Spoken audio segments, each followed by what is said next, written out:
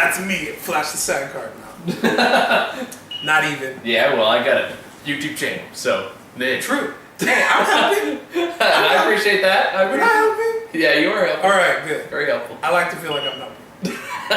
So, hi. Hello, how are you doing? We are now at my house. Because I decided to drive down here for a change. It's like, I make you guys driving to San Jose all the damn time. I should probably do you guys a favor once in a while. See? Friends. Yes. Actual friends. Understanding. And this could be a special episode of the fan fiction. Get to work. Alright? So, what are we talking about here? Darkest Hour? The Darkest Hour. Darkest Hour. The one that just won Gary Oldman the Golden Globe. Oh, he did win. He won. Okay, yeah. I didn't see that one. He beat Daniel Day-Lewis, which I was surprised at. Oh wow. Yeah. Okay, and he's tough to beat, that guy. Yeah, so, especially it's his last movie too. Right, because he was retiring and all the hoopla. Okay. Well, I mean, he got his licks in. He had a good career. He hung in there. So, all right. So Darkest Hour. Gary Oldman playing Winston Churchill, quite possibly the most important figure in the history of wars in this world. I can see that. Yeah, when you look back on history, some of his split-second decisions changed how everything in this world works. Yeah, and it's like, especially watching this movie, you realize like, oh my god, we could have all fucking died. Yeah, we were all on the eve of destruction, and Eisenhower was trying to figure out how horses could pull fucking planes. Okay, so that just feels very Eisenhower-y to me. Just goddamn. Eisenhower is not the brightest bulb in the So honestly, I feel like this is going to be a short video because this film is technically and artistically brilliant. Yeah, it's really good. It's a really good film. It's really good. Everybody does their thing. The supporting characters, well, I have one mild criticism, but the supporting characters to great effect play their roles without becoming too distracting to the story, because Winston Churchill is so larger than life. There was one character every time he came on stage, he got a giggle out of me. Yeah. And I'll get to why, because it's kind of amazing. Yeah, that's the Viscount. Yeah, the Viscount. The Viscount is hysterical. The Viscount is played by a pretty solid actor. I can't remember his name at the moment, but he's played by a pretty solid actor. But some of the reactions they chose to keep for the film, when they always pan up to him after Winston Churchill says something, it's not even a different reaction. It's the same reaction every time. And I don't know if you can see someone just get a little close, because this every time it just cuts in, he's doing this. He's got just a serious case of dirt face every time he's on screen, and it got to the point you can make a drinking game out of it. It's hysterical every time. And it's like Churchill says something, cut to him. Right? Eyebrows up, double chin showing, frowny face, creepy Max. And if that wasn't bad enough, the Viscount was actually in his war council, so he's sitting in the back of the room every time he does something with the same fucking face. And it's it's a very dramatic film, so then it just starts to come back to him, and I was like, right? It's really, right? It's like I was watching Doctor Who with Laura last night, and there's a part, it was one of the earlier seasons, and there's just a part where the main villain, who was also in Buffy, does like this face, like he's like a gargoyle, something like that, and I just burst out laughing. I felt bad because I'm sorry, honey. I can't take that serious. I can take everything else seriously, fine. I can even go with K9, but I can't take that face seriously. Right. Hey, I'm willing to go with a lot, and I enjoy the campiness. Doctor Who, before I feel like Doctor Who fans jumped down my throat. It's hard to.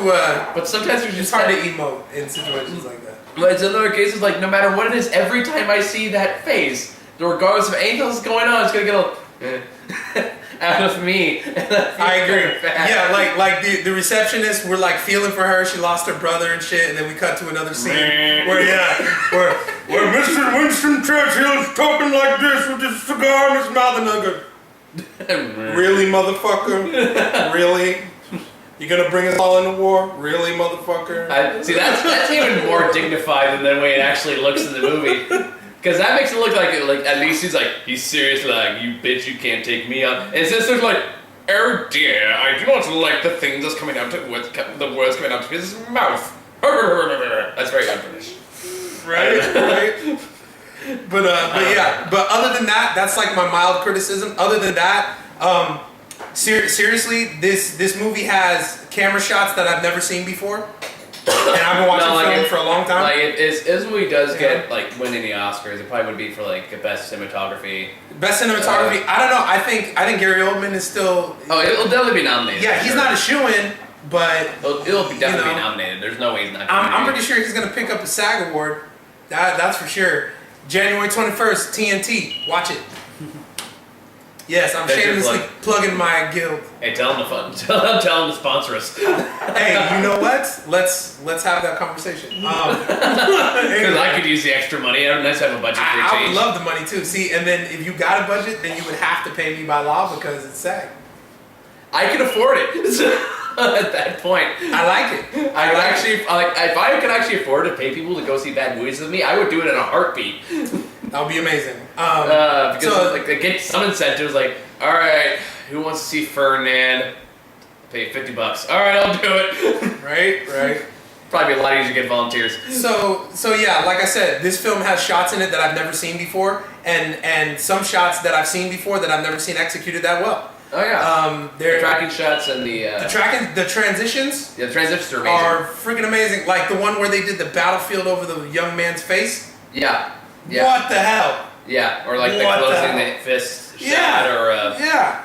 There's a lot of brilliant shots in this film. And the dark hallway that's completely black except for this little square room. Just the claustrophobia of the situation and the shot. Mm-hmm. You know, where he's on the phone, desperately trying to get support. Yeah, you know, it's like that kind of. Oh god, that scene. And I like again, they block out everything except that tiny room, and that's like like such a brilliant idea because it makes you feel like there's an entire world just in that tiny room that's so outside of reality. Right. Especially as Eisenhower's going on like, well, we can bring the planes to the mile away from the Canadian border, and talking about? You can get a team of horses, and should see Gary Oldman through the makeup like.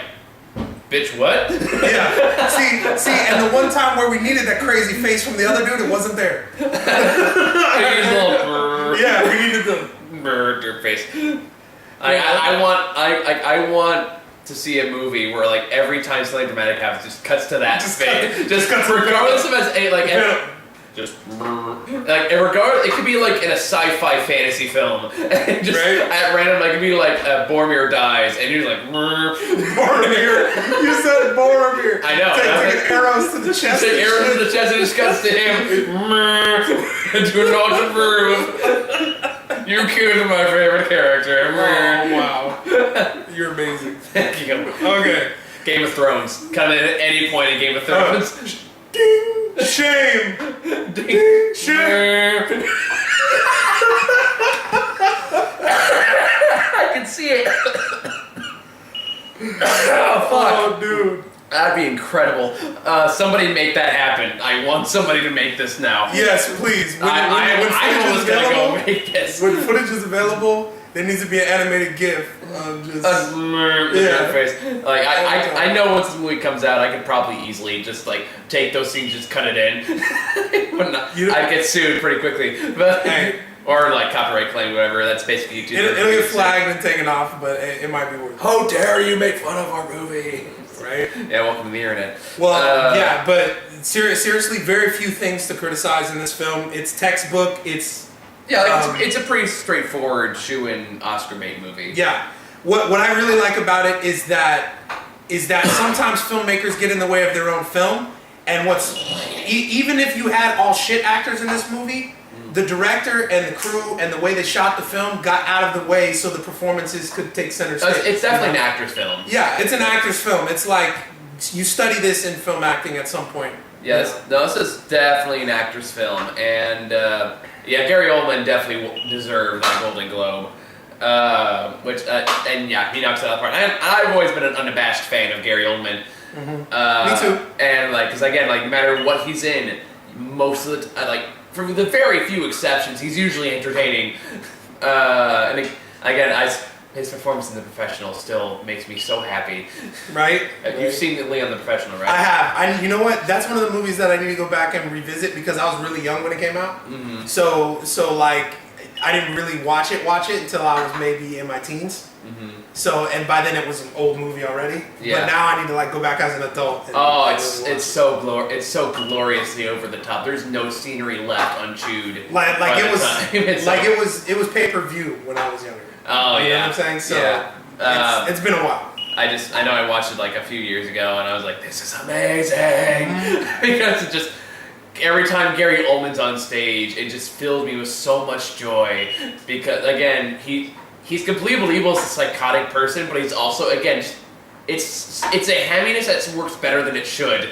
And it's the thing that acting teachers preach. You gotta be willing to just give yourself up for the role. Yeah. You know what I'm saying? Just go for it. You gotta stop being yourself. You know? And he really gets that. Yeah, he really gets that. He gets lost in roles, and like again, like even like he knows it is in a bad movie. He's like, fuck it, I'm gonna give it everything I've got. 110%. Like the Book of Eli is one that comes to mind for that one.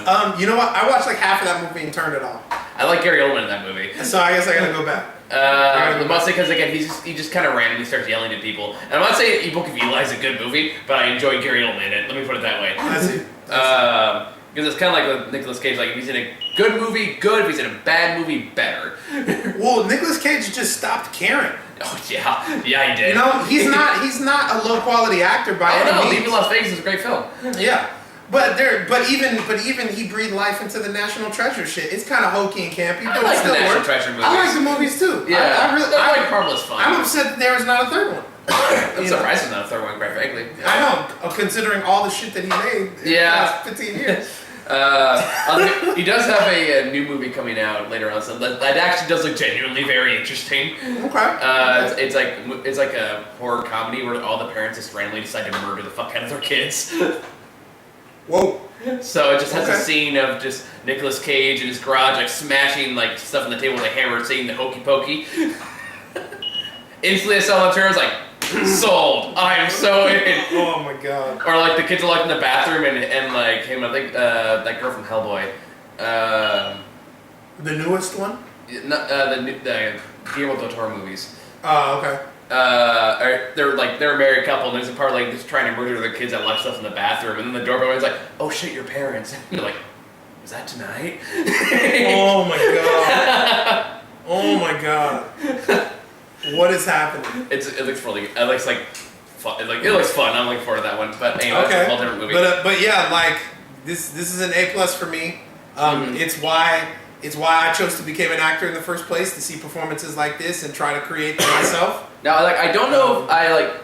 Objectively, I think this is a great film. I don't know if it'd be my top 10 list because I feel like there's other movies I enjoyed more. Yeah. Again, this is gonna be a really hard year to pick best movies. To me, I feel like historical films where people have to play other people, like legitimate people who were alive, I feel like they deserve their own category. Yeah. You know what I mean? Like, I don't think they should be on a top 10 list or anything. I think it should just be, they're their own thing. There's like one every year where like one of these. Yeah. Like I think with last year was The Imitation Game. Love that one. Yeah. That was last year? I think, was last year or the year before? That might have been the year before. I remember watching that 2 years ago, not a year ago. Okay, maybe. Then like that there's... It's kind of fun. It's kind of interesting seeing this after seeing Dunkirk earlier this year too. Which I did not see. Dunkirk's a really good one too. Okay. It's definitely Christopher Nolan at his most restrained. Because like that seemed like almost like a direct commentary. It was like, well, there's too talking. He brings up the point too much. In that, like almost nobody talks. In Dunkirk.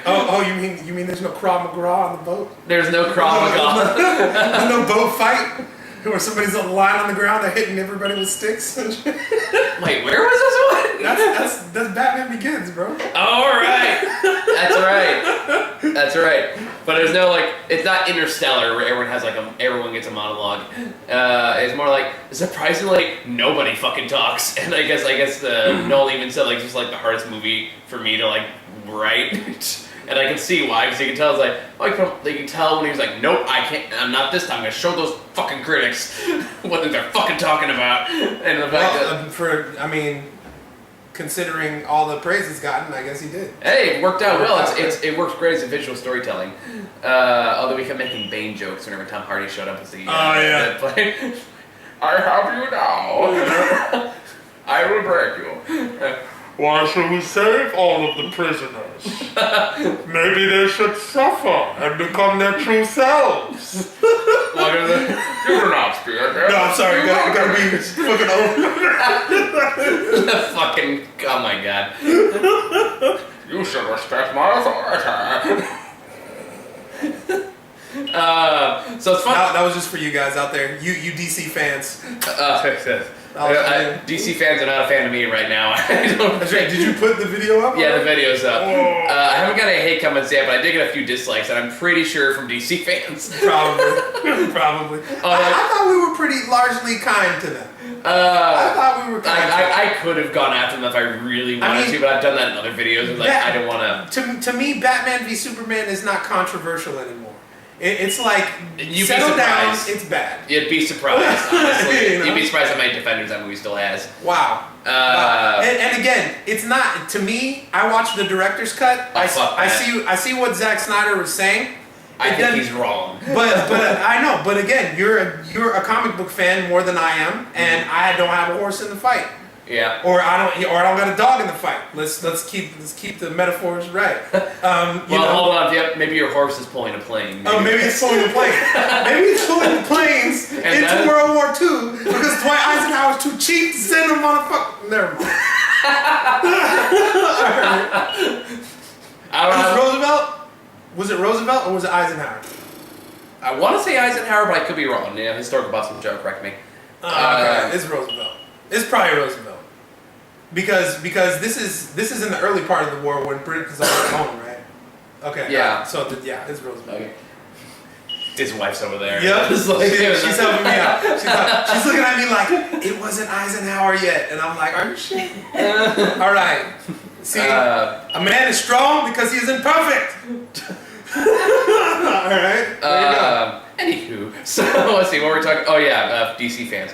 Yeah, but I feel like you were largely kind to them in that video. I really do. I didn't want to I didn't want to start a hate train. That was not the point. And it was more like I used that one as an example because it was a clear example I could think of. Yeah. But more like I didn't make some way to go after DC fans. I made a more general point. I want to make sure I didn't distract. Well, that point. Yeah, the point was bigger, and it just so happens that the footage of the Marvel movies illustrate the points very well. It did. It worked very well. And that's why I knocked down the Hulk. It's like, all right, let's be fair. The Hulk sucked. Yeah.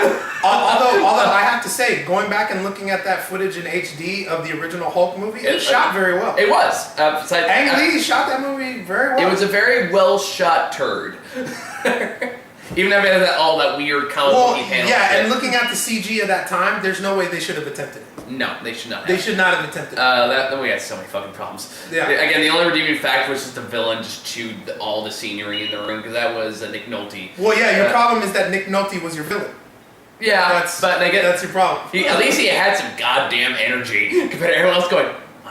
True. Now I'm talking very dramatically. Yeah. This is very dramatic, and that tone doesn't change. If I speak above a decibel at this tone and volume, I will turn it off. It's like I really believe you're angry, Eric Bana. I believed you more in Star Trek. Right. But no, the Darkest Hour is a very good movie, and I think it's still it's still in some theaters. We had to track it down, but yeah, it's in some theaters still. So if it's still playing near you, I recommend it. Now it's won a Golden Globe. It's definitely going to be in theaters longer, for sure. Kind of how 3 Billboards got put back in the theaters for that same reason. Absolutely, but yeah, anybody who's looking at a fresh perspective on the UK. What's a fresh perspective? Perspective. Perspective. Perspective. Yeah. That's that Bane. You gotta be talking like Bane now. I'm looking for a fresh perspective. Hold on the bitches.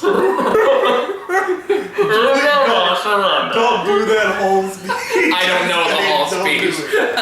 Okay, but yeah, anybody who's looking for a fresh historical perspective on UK's part in World War II, it was fascinating to me because you read the stuff on the page. I study stuff like this in my spare time sometimes if I find an interesting story, but to see it is just different. Yeah. You know what I mean? To see how close they were to just being literally wiped off the map. Yeah, and it's a fascinating perspective to see it. Again, comparing it, I almost would 100% recommend this as a double feature with Dunkirk. Because it's so fascinating after seeing just the horrors they went through and the horrors it was to actually get them rescued. Right. It's a fascinating double feature. Well, yeah, and also to find out that he's the only one that wanted it to happen. Yeah, pretty much. You know, like, holy shit. Because again, and you kind of get the same feeling in both movies too, where it's like, okay, it's finally gonna happen. Fuck. Yeah. And like it happens in Dunkirk too. It's like it is so desperate and so dour and so down all the time that shit just keeps going wrong, and you're sitting there like, fucking hell, can someone give him a cookie or something? Yep. And same thing here. And same thing. You're right. And as I was telling you, as the movie was starting in the establishing shots, it's very brave of the filmmakers to paint a picture of British people as non-refined. Yeah. You know what I mean? Like, there's some refinement in there, but to show how messy the streets were, how in chaos people were because of what was happening, we rarely get to see that out of people when they depict how Britain is. Yeah. And you have to understand that Britain being civilized it took a long time for them to be civilized, right? They never got over the tea thing. well, not just that, but you're talking about no irrigation or sewage for hundreds of years. Yeah. You're talking about pouring out shit in the street. Okay, that's what I'm saying. But for them to grow into this civilization that they had, it's brilliant. But to see the chinks in the armor, I think makes it more human, and it makes you. I don't know.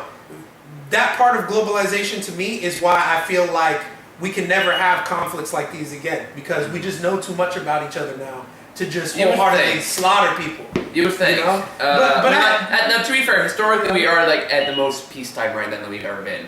Historically speaking. So like we have learned some things from mistakes, still making no brand new mistakes, which is that's human nature. It's kind of funny looking back at like biopics. Like the one that comes to mind outside of Dunkirk is Lincoln, and I think I like this movie more. And I liked Lincoln, but I think because like I don't think Lincoln was brave enough. Honestly, I agree. That's why I like this movie better. It's because of the fact that Lincoln was still very much a Steven Spielberg movie. And it had a lot of Steven Spielberg witticisms, like Spielbergisms. Right. That kind of like, I loved it the first time I saw it, but upon repeat viewings, I was like, okay, this has got some issues. Yeah, and I think the issues are all about lionizing and romanticizing Abraham Lincoln. The facts of Abraham Lincoln's presidency are a little bit more harsh than some people would like to allow themselves to believe. The slavery issue for Republicans was still a up in the air thing. They weren't all about civil liberties and ending slavery just on a dime. Yeah. And even there are writings where he says it outright. He's like, I don't know if I'll ever understand a Negro or ever be friends with one or be able to communicate with them the way I do with white people. He says that kind of shit. Did he have a good relationship with Frederick Douglass though? I'd say it's a working relationship. I wouldn't say it's like a good one. Okay. You know what I'm saying? But yeah, I'm not saying he was a bad person or that he did things wrong, but you have to look at it from another perspective. For example, the Emancipation Proclamation, which is touted by racist people as, this is when black people became free, there's no racism. Yeah. Right?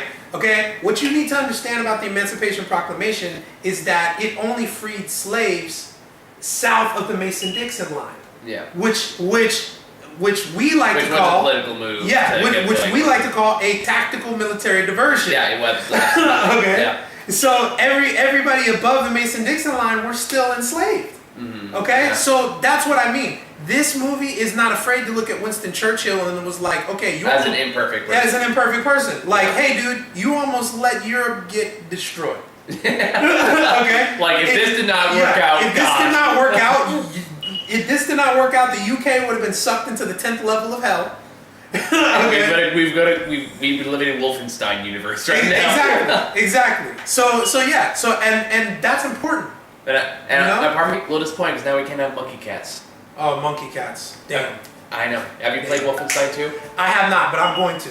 I'm not gonna spoil anything, but there's a monkey cat. But I stopped playing Wolfenstein a long time ago. Like back when it was freaking on a PC and it was like 16-bit graphics. The reboot's really good. Okay, I know, but I'm going to watch it because at this moment in time in our history, we need to research. Shockingly relevant. Okay, it's relevant. So yes, shockingly relevant. I will support the developers of id Software, and I will eventually play Wolfenstein: The New Colossus and all that. Yeah, stuff. I will. Like, it's amazing. Like, wow, I can't believe we have to defend this. But again, back to our point about these kind of movies. We have to constantly keep back and go and defending this because people will only want to tell partial amounts of the truth. They're not brave enough to show people as they really are. You know what I'm saying? I do want to point this out that like there was a great interview with one of the developers of Wolfenstein 2, and they were talking. After all the stupid Twitter shit blew up, and they got all the this is going like, I feel offended by this. Like, fuck you, you're a Nazi. And that's more. You know what we have to say to you? That was what we have to say to you. But like, no, he even said like, do you feel like you're like drawing from people over this? Like, yeah, but they're Nazis. And then he gets like, yeah, but you feel like you're gonna like make a political stance or anything like it? Maybe, but they're Nazis. That's what I'm saying. It's all Hugo Stiglitz at this point. Yeah. It's like, there's only one thing left to do, and that's pop a hole in your Nazi balls. Okay? That's what it is. Okay? There's no recourse. No. There's no. Let's think about this. Let's have peace. If you call yourself a Nazi, if you even allow yourself to ally yourself with one stipulation of Nazism that you agree with, you're done.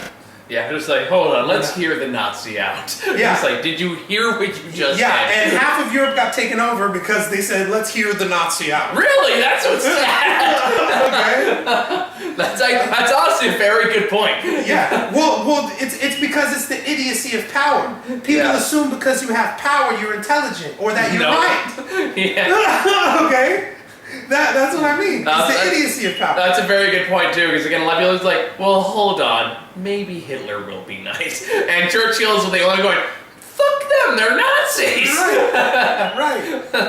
To the point, even like the king goes, you're right, they are fucking Nazis. That's really like, I'll help you fight the fucking Nazis. He stutters it. They're Nazis. Fucking kill them. Like shit. In like the most Britishy way possible. Yeah, basically. Tell the Nazis to fuck her off or whatever. Yeah, or whatever he says. he said something like kill them all or something like that. Something like that, conquer them or something like that. Very Britishy. Mm-hmm. But yeah, so yeah, Dark Tower, go see it. Go see it. Go see it. Buy it, rent it. Yeah. Yep. I would say this is probably in terms of war movies I've seen this year. This is probably like the third of my favorites this year, and this is gonna be a weird choice, but War Over the Planet of the Apes was amazing. Really? I saw it twice in theaters. See, the trailers made it look real epic, and I was wondering whether it would live up to that or not. It's honestly not. The trailer's kind of misleading. Okay. It's actually a very slow, thought-provoking film. It basically turns into a Holocaust movie towards the end. Oh wow. Well, that's kind of what Planet of the Apes has always been about. Yeah, this one takes that except now add like Apocalypse Now into it, and that's the rise War of Planet of the Apes. Which always was interesting to me that Charlton Heston was in the beginning of the franchise of Planet of the Apes because he's really conservative, like blowhard. But his thoughts on humanity were actually quite interesting, and he had a big role to play in getting those movies made. And honestly, of all the reboots actually work out, Planet of the Apes is not the one I thought was going to work out okay. But this one, best CGI in business right now, hands down. The monkeys look absolutely incredible. Okay. Woody Harrelson really is he basically is what they originally wanted Marlon Brando to be in Apocalypse Now. Right. With a darker twist on that, the way it's shot is beautiful. And granted, there's some comedic element. At that point, this is the only one I know that has a comedic side character in there for comedic relief, which. If it bugs you, I totally get why. I haven't seen it. I know, but I showed it to Howard and it bugged him. It's I get it. He is if it was played by a lesser actor, he is kind of jar-jarring it a bit. Okay. But it's forgivable because the rest of the movie's so damn good. Again, I'm not upset at the idea of Jar Jar. I'm upset at the dialogue of Jar Jar. That's fair. And it's quite racially insensitive. Yeah. and that's but the reason why he's in the movie and the reason why the Gungans are in the movie is not lost on me. Yeah. It is definitely that part of the movie of episode 1 is definitely about tolerance but it's in old fogey George Lucas's mind how you do tolerance. Yeah. You know, which he since fixed himself. You know, Red Tails was a hell of a movie. So I didn't props see Red to Tails, so I'm not... go seriously. We need to sit down and watch that and have a talk. All right. Matter of fact, we can do that in February for Black History Month. We can watch Red Tails. I'm down. Let's do that. Yeah, that's fine. All right, so we're gonna wrap up here. You and I still talk just off camera. For sure. So no trailers or we'll just skip trailers. I gotta head up racing, so we'll skip trailers for now. Okay. Peace. All right. I think not this one. This one. Well, not maybe this for one. me. Yeah. Well, if you're a Nazi and you're offended by this, then yes. I agree too. I'll pop a cap in your Nazi I'll box. be a bomb. I'll be a bomb. Okay. But yeah, I think next week I'm still catching up on Oscar movies. So next one's like The Post, and I want to see if I can go see Molly's Game. Okay. Other than that, I gotta finally start season 6 of this show. Oh wow. Okay. I know we're doing this for 6 fucking years. 6 years. So that means I gotta go see Paddington 2 and whatever else is there. Something else I'm forgetting, but yeah. So Paddington 2 is supposed to be pretty good. So I'm actually kind of curious. Curious about that one. So we'll see. Okay. Well, yeah, I always loved Paddington Bear, man. The first one was surprisingly good. I just meant the cartoon. I didn't even watch the movies. I watched the first movies. Like that was like okay, that was cute. You know, like all right. that was cute. I enjoyed myself. So we'll see you guys then later.